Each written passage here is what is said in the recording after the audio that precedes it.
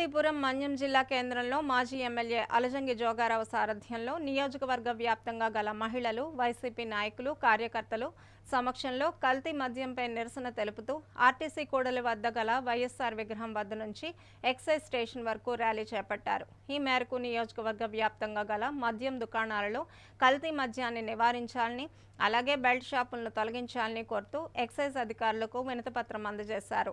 ఈ సందర్భంగా మాజీ ఎమ్మెల్యే జోగారావు మీడియాతో మాట్లాడుతూ మన్యం జిల్లాలో కూడా పెద్ద ఎత్తున కల్తీ మద్యం సరఫరా అవుతున్న విషయం వార్తాపత్రికల ద్వారా ప్రచురితం అయినప్పటికీ ఎందుకు ఎక్సైజ్ శాఖ అధికారులు దానిపై స్పందించడం లేదని ప్రశ్నించారు.